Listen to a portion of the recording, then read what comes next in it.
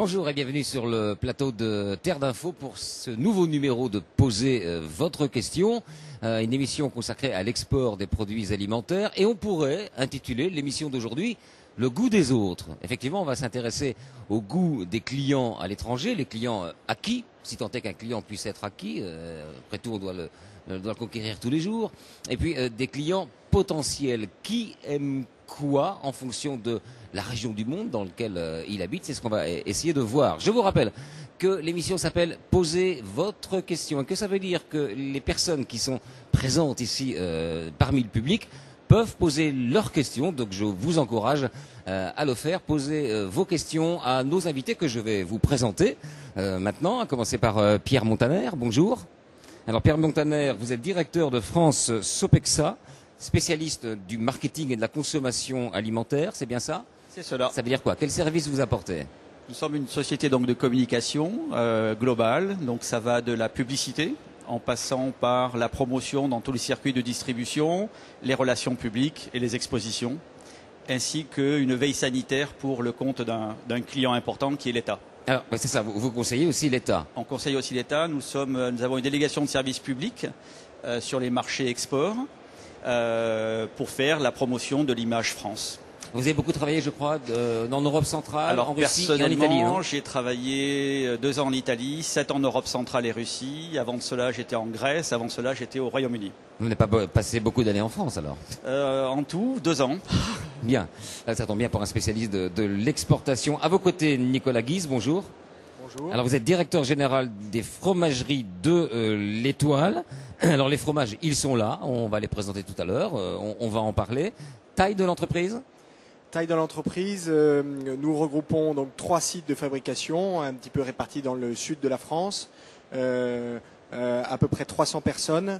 Et la taille de l'entreprise, pour nous, le plus représentatif, c'est le nombre de produits, puisque nous faisons des petites pièces. C'est 50 millions de petits fromages par an. Et quelle part de votre activité est consacrée à l'export?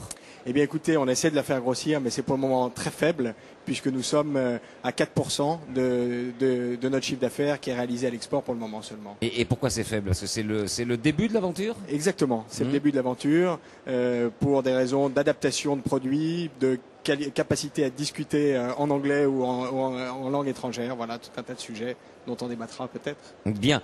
À mes côtés, à ma droite, Thierry Pouche, pardon, bonjour. Alors vous êtes économiste à l'APCA, l'Assemblée permanente des chambres d'agriculture. Tiens, rappelez-nous la vocation de l'APCA déjà, au passage. La vocation de l'Assemblée permanente des chambres d'agriculture est de représenter la profession agricole auprès des pouvoirs publics et à travers un réseau de chambres départementales et régionales d'établir un certain nombre de conseils auprès des agriculteurs pour leur activité professionnelle. Bruno Andreu, à vos côtés, bonjour, du château de la Condamine, donc vous êtes vigneron, hein? Oui, tout à fait. C'est bien ça? Quelle région? Languedoc, sud de France. Languedoc, d'accord. Grosse part des ventes à l'export ou début de l'aventure? Non, nous on exporte depuis 20 ans et on exporte 98% de notre production. Dans quel pays? Dans 12 pays, avec essentiellement les pays de Nord-Europe Ouais. en priorité. Ensuite, on travaille également sur les États-Unis et le Canada et on se lance sur le marché asiatique. Bien, alors nous avons le fromage, le vin, il ne nous manque plus que le pain. Pierre Montaner, comment la gastronomie et les produits français sont-ils perçus à l'étranger? Alors vous allez me dire, ça dépend des produits, ça dépend des pays, certes, mais parlons de l'image de la France et de ses produits alimentaires. Elle est mythique, cette image, est-ce qu'elle est toujours aussi forte?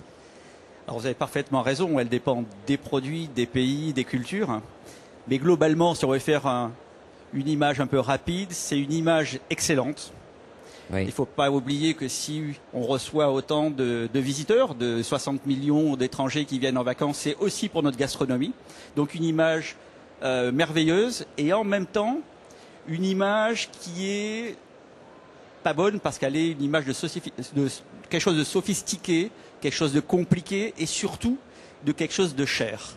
Donc élitiste. Et ça, un aussi. peu élitiste. Ouais. Et c'est dû aussi à un peu un passé, peut-être un peu d'arrogance de la part de la France en général sur ce sujet. C'est de dire, bon, on est la meilleure gastronomie au monde.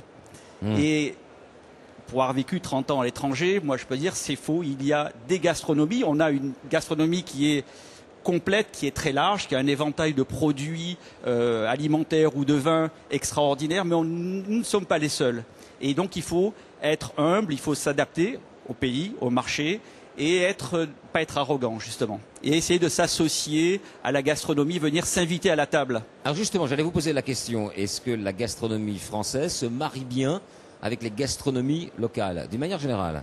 Totalement. On peut avoir. Il est très rare que vous trouviez un étranger qui va vous dire j'invite des amis et je vais faire un repas du début à la fin qu'avec des produits français. En général, c'est un mélange, soit sur des entrées françaises avec des produits locaux, soit par exemple on peut prendre une gastronomie des produits locaux et inviter des vins français à sa table en prenant des vins du Languedoc ou d'autres régions.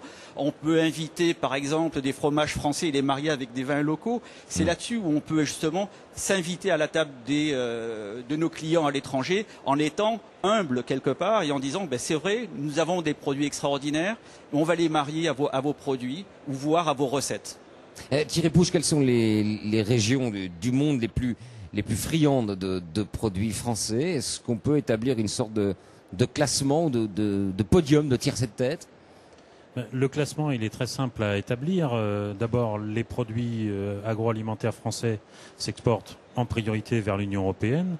Oui. Nos 26 partenaires constituent un débouché prioritaire.